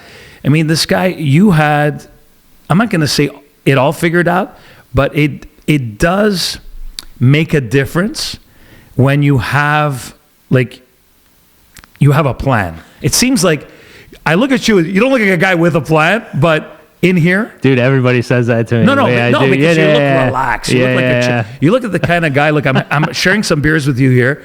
You look at the kind of guy you just like, gives a shit. Like, you don't care. He's like, no, I actually give a lot of shit. But you give a lot of shit. Yeah. It might not seem like you project I give a shit, but in here, you got to figure it out. Because look at you now. You're in Florida. You're not in this, and it's not the rip Quebec, because we all do, but Quebec hasn't changed. Oh, man. I was out of this province for 18 years, and I came back for the gig on the radio. Right. And the only reason why I'm still here is I have my mom. She's elders, getting older, and I'm trying to see what I could do with this, and I'm having fun. I'm really having fun. I don't care about anything else. But truthfully, my wife's from Alberta. Okay. And she's been wanting us to get the heck out of here for a while now. But especially she's like, wait a minute, but you could do this anywhere else. Why are we still here? And she works remotely. You know, and especially for an English Canadian living in Quebec, this is a special place, and it's messed up. And I feel like there's no future. I really don't. And I never did. Well, dude, it's always the same thing, right? It never changes. Yeah. It's just, it's the language, right? Yeah. There's always a language issue. Then there's the potholes, the corruption. It just keeps going around. Yeah. There is no future. It literally feels like that. It frustrates me so much. Yeah, because I love this place. It's so ingrained here that it just, I don't think it'll ever change. And then when you move somewhere else and you're like, oh, they're focusing on real problems. They're not like, oh, the language you speak, you know, like, and I get it. I mean, dude, my business, we put in, our name is half French. For that, we're both from Montreal. We're both from, here. So we did it on purpose. And it's kind another smart move. It's kind of funny though, because it's like, we are both English, and like everyone's like, I wish I could just have an English business name. And now we live somewhere where we could, but we're like, let's make a French business name, But you just did it. We want to do it, because you wanted to. Yeah, right. Not because you had to. And that's where I find, the language has it's just, everyone here is forced into doing something. And when you're forced into it, it's like kind of human nature to rebel. Mm-hmm. And like, I mean, I live in Florida. I talk more French to people there than I probably do here. When I'm there, I'm like, as soon as you're French, I'm like, hey, salut, ça va? Yeah. Like, I'm going to talk to you in French. Because I'm like, this is so cool. You speak French, I speak French. Like, it's different. I'm not being forced to speak French to you. Yeah. You know, you're not like twisting my arm when I walk into a store. But if you speak French, I'm going to talk to you in French. This is cool. You know, so I think here it just never will get. It's just, and there's too much. It's too much riding on it. Like, the politicians win elections based off that. Yeah. So they're never going to fix the problem. Nope. They're going to keep using it in their advantage and they toy with the minds of the people. You know, I mean, even the radio stations. I mean, dude, if it wasn't for the language laws, I mean, would anyone listen to CJAD? I mean, all it is, you know, call in, let us know what you're angry about now. And it's like, the language and you know, it's like, it's always the same thing, man. It's like, come on, move on. Let's go. What's next? You know, let's fix something. It does feel like this place has never moved on. And I tell people, like, from as far as I can remember, the 80s, same thing. The 90s, same thing. And I was gone for so long, and I'd come back like you on a vacation, or nothing ever changes. Yeah. And I'd be on that flight back. You know that first breath you take on the plane once you reach flying altitude? You're like, all right, I don't live in Quebec anymore. I had it so many times. Yeah. You know, that feeling. And then as you're landing and coming back, the anxiety, but you're happy to be back. Yeah. But you know you're in and out. Yeah. And Montreal and Quebec is always better when you know you have a departure date, because it is, and it's not to criticize the Quebecois. I have a lot of French friends. Yeah. No, other people. love it. It has nothing to do with that. And I speak French like you. Everywhere I go, I speak French first, okay? Because I respect where I live. But it's just... Build a bridge. San Francisco builds 2 in 4 years. We're still figuring it out. 7 years. Have a new train system. Disaster. They do it in 2. We do it in 5. Yeah. And the rest of the stations are incomplete. You know, it's nothing is ever done properly here. It just nothing's ever done. Let's just stop it right Dude, there. Dot. I live in Chateauguay, and the Mercer Bridge, since I was a child, has always been under repair. Right. And they're like, this is the year we finish This is it. Yeah. And like, I still look at my friends from school, man, back in the day, talking about it on Facebook, having to cross the bridge and saying, is the bridge closed for construction? When are they going to finish this? Like, are you guys mentally insane? They're never going to finish it, man. Yeah. It's never going to get done. So it's like, do you want to live in a place like that? Like, I love this place so much. Me too. It is my home. Yes. I'm fed up. Yeah, and I'm not going to sit here and just keep taking it. No, you're right. If you guys are not going to do anything, I'll find something better. Yeah. You know what I mean? Like, I'm out. I'm not sticking around for this shit show. Like, let's finish this already, you know? Yeah. So that's Montreal, it does suck, because it sucks that they do that, because it's such a great place. People are great. It's a fun place to be. Your friends and family are here. Generally speaking, it's a party, atmosphere all the time.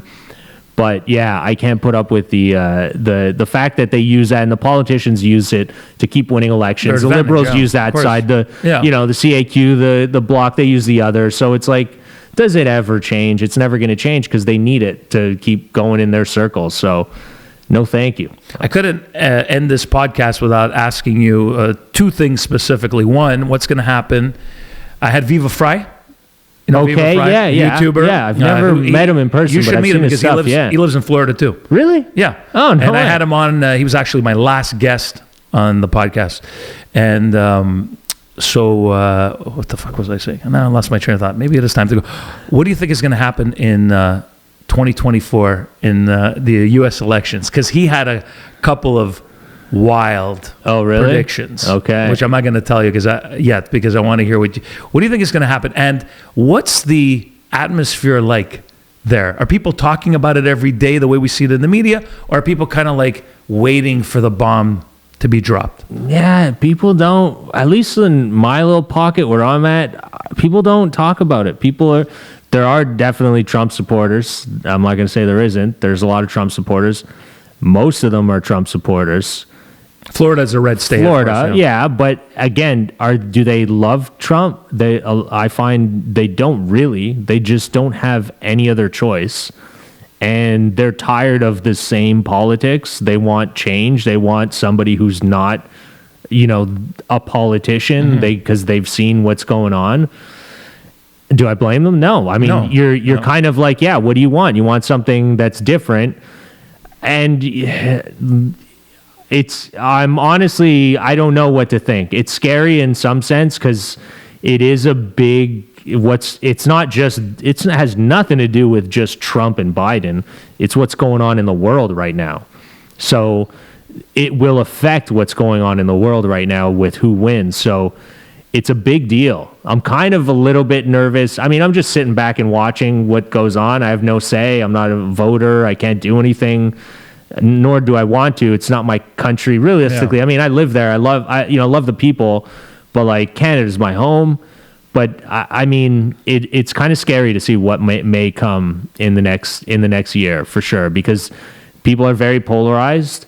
And they are, they're not going to take an easy answer. I don't think either side will. Mm-hmm. I think no matter which side wins, it's not going to be pretty. It's not going to be pretty the day after. It's not going to be if pretty. They even have one.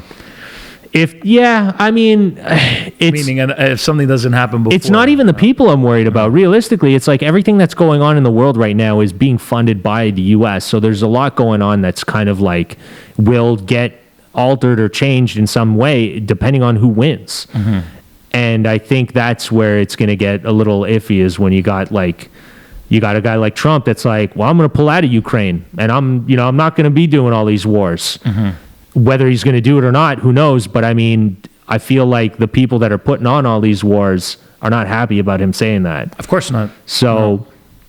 It's those things that might get a little bit dicey. I hope it doesn't get crazy, because I'm having a good time. I knocked on wood, buddy. Don't ruin my dream, man. At a bike shop, I'm telling jokes. Everything's great. Now I'm in my Armageddon mobile heading back to Canada, trying to. I could just picture a year from now being like, "Fuck, Frank, would you?" He jinxed it. No, but you know what? If things do go down the shitter, you're in Florida. Yeah, so, I mean, I kind of like that. It's going to take a while to get down there. I kind of like, you really are in a good spot. Yeah, I do feel like that. And you know what, man? Even artistically, I tell people, like, people used to go to California because it was cheap to live. You could say what you want. Everyone was open to whoever you want or whatever you want to say or do.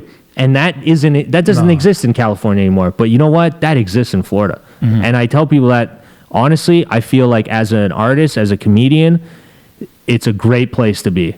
Because you're able to grow and say what you want. It's not super expensive to live. Things are relatively well, priced because the taxes are low. A lot of the things in Canada, it's the taxes, man. Kill you. You guys are getting railed with taxes on everything. The gas, your carbon tax, your dairy taxes, like the price of dairy, all the stuff that's Did you go to a grocery store since being here? Dude, it's insane. The grocery store is wild. I went to the store the other day to look at, like, I was at Lids, man. Hats are $50. What's going on here, man? Who's paying $50 for a hat now? Like, it's pretty crazy. Like, hence why you're wearing. Dude, that's why I'm wearing my old hat. I'm like, I'm not getting a new hat. But no, honestly, it's things are insanely expensive here. So I feel like I made a good move in that sense too. Like, Florida's low tax. I mean, there's no state income tax. It's wild. Yeah. Your sales tax is 7%. It's pretty cheap compared to a lot of places, and that's what I like about it. And you go to California, where I remember when I got my green card, the first time I crossed, I was moving to California in my pickup. I had all my stuff in the back, and I handed the guard my passport, and the American guard goes, "Where are you going?" I go, "I'm moving to California, Los Angeles." He goes, where are you coming from? I go, I lived in Quebec. He goes, "You're telling me you're moving from the highest tax province to the highest tax state?" In the state, yeah. And I'm like, yeah. And he's like, "Why?" Dude, I'll never forget that. Yeah. And I think, and like, now that I live in Florida, I go, dude, I totally get what he was talking about. Like, and when you go to California and you see, like, okay, the services suck. Well, I'm paying all these. It's like Quebec, the same thing. It's the Quebec, except there's palm trees. Yeah, but you're paying taxes like crazy, and you have no services. Everything is falling apart. It's like, really? I pay like hardly any taxes in Florida. Dude, we got a free shuttle. I could get on the I could get hammered, just walk to the corner, get on a shuttle. They're going to drive me to the beach so I can keep having a good time, and it's free. I don't have to pay for it. And my taxes are so low. Like, who's paying for all this stuff? I don't know, but I guess, you know what? You don't need that much money to run it all. No. But it seems like everyone's it's run getting properly. Everyone's getting overtaxed. And and then when you think about things there too, like, they don't buy with all the bullshit, like, how many times have you seen a news story that recycling just goes in a landfill? Hardly anyone recycles in Florida. When I first moved there, I was like, Wow. You guys don't recycle? Like, I went outside of my building. I'm like, with the recycling, I'm like, where's the bin? Where's the blue bin? There's no bin. There's no blue bin? There's no bin. And I asked the guy, who I ended up being friends with after, I was like, there's no bin. Like, do you guys not recycle here? And he goes, honestly, dude, are you even recycling when you put it in the blue bin? And I'm like, oh, shit, you're right. And then I start thinking about it. I go, not only that, like, you pay taxes so that the recycling comes to your house and picks it up. So now you're paying for something that's not even getting recycled. And then at the end of the day, they go, well, okay, you can't use plastic bags. Dude, I go to the grocery store. I could take as many plastic bags as I want, right? And I was saying this with someone the other day, and they go, yeah, but that's not good for the environment. I go, listen, you got a dog, right? What do you do when you need to pick up from your dog? What do? You go buy plastic bags. Right. I get my plastic bags for free. I use them to carry my groceries. Then I could use them afterwards. Yeah. So am I the one? I am recycling. I'm using that plastic bag for more than one thing. You're actually not even getting a free plastic bag. Then you got to go to the store, buy a plastic bag, and you're just throwing it out in the garbage anyways. What about all the other plastics? So it's like, these are the things, and they, oh yeah, you're right. Yeah. It's like, I find we're like kind of brainwashed, and I didn't realize this until I moved out. But in Canada, we get somewhat brainwashed with like, you gotta do your part. You gotta do, and then you look at everything else going around, and you're like, yeah, but no, how come you guys don't got to? How come the government doesn't got to do their part? Why is it just us that we got to do? And they shame you if you don't do your part. But if you think about it realistically, you're like, are you really doing your part? It's interesting. The thing I love about Florida is they don't buy the bullshit. They question everything, and that's the way it's supposed to be. The way it's supposed to be. Here, you can't question anything, and if you do, they label you. You're far right, buddy. That's it. You're far right. So far, I like. You know what I say? So far right, as in we're right. Yeah, right. Yeah. All along, we've been right. Look, you can't be right about everything, and I'll be the first to admit if I, do something and realize after, okay, that was stupid. I'll be the first to say, yeah, that was I misjudged that, or I should have done this better. But there's just so many things now, so many truths, like I said earlier in the podcast, that are coming out when you look back at these things, or even what they're still trying to sell you. Like, don't you think that the guy who's the poster boy for the environment here in Canada, Justin Trudeau, should be setting an example? For example, instead of taking 2 planes, which he does all the time, and one always breaks down and another one comes and bails him out. Yeah. Going to Jamaica. Yeah. His carbon footprint, right, is more than you and I. Yeah, for sure. I recycle too, by the way. Yeah. Right. Okay, just to say, for a far right guy, even though. But so, don't you think he should be leading by example? That if I were him, at least I would be, even if I didn't believe it, I was like, okay, I'm not going to Jamaica. We're not going to take, the company plane. I'm going to try to figure out a different way. It's an $84,000 resort somebody's going to pay for. Okay, maybe not a good idea. I said this on the last pod. Maybe I'll go up to the Laurentians and borrow my friend's chalet and go do some snowshoeing. Right. He doesn't care about that because he really doesn't care about the average Canadian.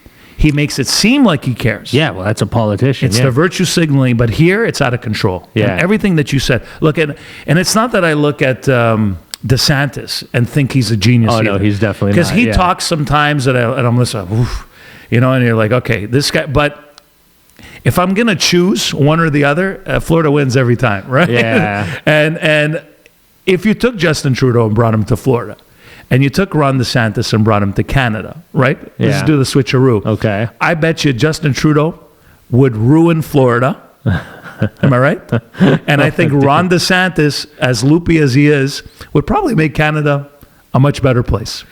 I think is that a fair assessment? Because I think if the person's bad, they'll be bad anywhere. Okay? Right. I really truly believe that. It's not the circumstances that you necessarily inherit. Right. Okay? If the person is a natural born leader, they'll be a good leader. Yeah. If the person is not, it doesn't matter what you do, they're going to ruin everything they touch. And I think that's what Trudeau's done here. Yeah. I just don't think that they're even trying to change anything. You know, like guys like that, like it's not that they're even trying to make it better. It's that they're trying to make more money or like help their friends out. And that's what you see. That's what it looks like. That's what it feels like. It doesn't feel like they're listening to the people at all. No. Right? Like anything people say, they're not listening. You know, even with everything that happened, you know, the trucker rally, people going down there, it's like you have all those Canadians at your doorstep, and the best you can come up with is they're racist and misogynist. You're telling me you can't go talk to them and you know, what's your reason? Forget the leaders of the convoy, Yep. if you want to call them whatever they are. What about just the people that all showed up? Ask them what they're feeling and why they're here. They don't just go for no reason, Nope. right? And to just like throw them all, you know, under a bus and put a label on them, right there, that doesn't show me that you should be a leader of a country at all, because you're not listening to and that's a large collective of people. So if you don't care about that and you're just pushing your agenda right past it, you're not there to lead. You're there to do what you want to do. And that's where it gets dicey for a prime minister to have someone like that. They're not there for the country. I mean, what is that then? That's not, you shouldn't be there.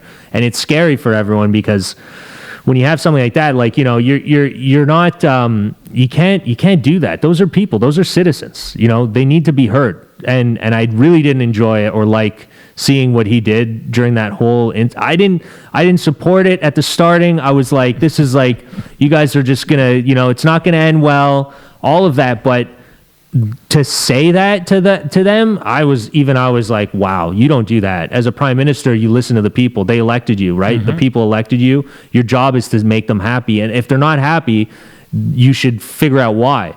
And look at what's happening today. It's not good. Everyone's complaining now. So it always starts at the bottom. If the labor workers are not happy, everyone else should go, what's going on? Because it's going to come to you next.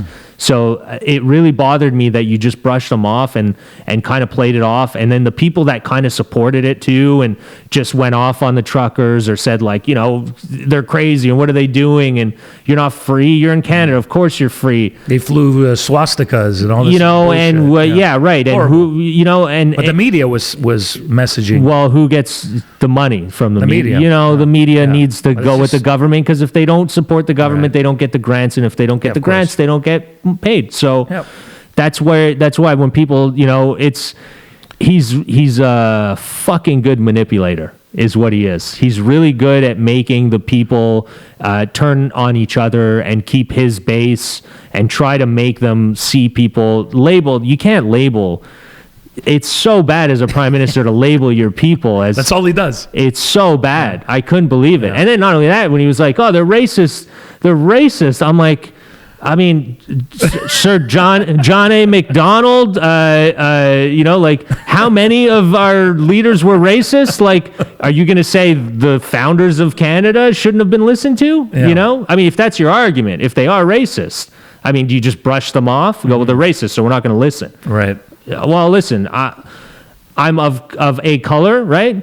I'm still going to listen to somebody. You can go on 22 minutes. I sat across from a guy who openly said he was racist right in my face. I still interviewed him. I talked to him. At the end of the interview, he invited me back to his house. He goes, next time you're in Quebec, come by, have dinner with me and my wife. Amazing. Dude, the guy was like, you can sleep at my, you know, and those are the things that like, you know, you could say what you want, but if you just talk to somebody like a human being, they're going to be like, most of the time, they'll be human with you back. Absolutely. And that's how you win them over. You don't win them over by just labeling them as a racist and walk away, you know? Yep. So yeah, it's scary. Like, yeah, you know what? America's got some wild stuff going on, but Canada also, I think we all have something going on right now that's a little bit getting wacky. And The world, like you said, it's everywhere. It's spread everywhere. the people, the only thing that hopefully will hold us together is the people. Like the people, we have to help each other and you know, do things. That's, you know, a lot of people now with inflation, like, listen, if you can help your neighbor out, save a couple bucks, do it, and then do it back to you, you know, help each other is the only way I think that everyone's going to get through this. Otherwise, yeah, the leaders are not leading us anywhere. They're doing what's good for them and their friends, and that's about it. Yeah, it's an interesting time. I hope it goes well, man. I hope it goes well. Thinking about you. Yeah. See what happens later on this year. Thanks so much. Thanks for having me, buddy. For coming by. You're fantastic to speak to, and I'm sure maybe the next time, or if you have time, I know you have a lot of people to see. It'd be great to sit down at a bar with you too, and dude. Have a couple of drinks. You just seem so chill. I could talk to you all night, and I could keep this going all night, but I'm sure you have somewhere to be. When do you go back? I'm actually going on Wednesday. I'm flying to Moncton. I'm doing the Hubcap Comedy Festival in New Brunswick. Yeah, cool. So I'll be there. So what's the date? Wednesday. That's this Wednesday. So yeah, I don't know when this will come up, but yeah, it'll be on. This will be on Wednesday. This will be on Wednesday, January 31st. So if you're watching this, January 31st. So that's it. So I'll be February 1st in Moncton. So if you're anyone in New Brunswick, Moncton, I'm doing the comedy festival. So that's a Thursday. Yeah, the Thursday is when it starts. So okay, Thursday, perfect. February 8th. No, first. Oh wait, so it's this week. This week. Oh, you're going straight there. Sorry. Yeah. I messed up. Okay. Yeah, February 1st. Yeah. I'm going there. I'm just here for a week. So tomorrow, if you're watching it today. Yeah. January 30th. Yeah, right. Yeah. So I'll be in Moncton doing a bunch of shows there, and then I go back to Fort Lauderdale, and I've got a bunch of shows there as well. Cool, so yeah, any of my social media at Abdul's Butt on Instagram, and yeah, you can find all my stuff. That's where I'll be, man. And continued success. Thanks, say hi to your brother. I will, man. And same to you. This is awesome. Thank you so much. Keep doing you, man. Appreciate it, bro. Thanks. Thank you very much. Thanks for watching episode 164 of the Drive-By podcast, sponsored by Les Délices Lafrenière, with 5 great Montreal locations, including off island in the South Shore, where I live in Brossard. Love it. On Taschereau Boulevard, it's Les Délices Lafrenière, newly expanded store. They have everything. Italian products, deli, coffee. You could go there and grab your coffee to go, or even have it there with Anthony or Julie or any one of the great staff members working there. And across the 5 outstanding locations in St. Leo, Rosemere, Pointe-Claire, Montreal West, and in Brossard, it's Les Délices Lafrenière.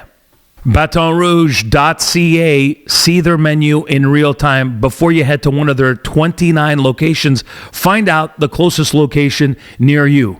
They have 29. They have another one opening up in LaSalle in the Montreal area very soon. A newly expanded and renovated location, prime hub, Centre-Ville, downtown Montreal at Complexe Desjardins. That's the one I would recommend. If you're in the city, you just finished a hard 9-to-5 day, people at work driving you crazy, or you love your coworkers and you want to head with them for a drink or dinner, or with your family members, or on the weekend, anytime open for you.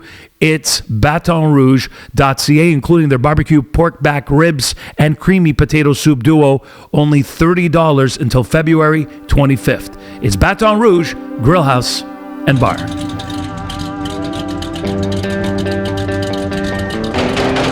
This is the Drive-By with Freeway Frank.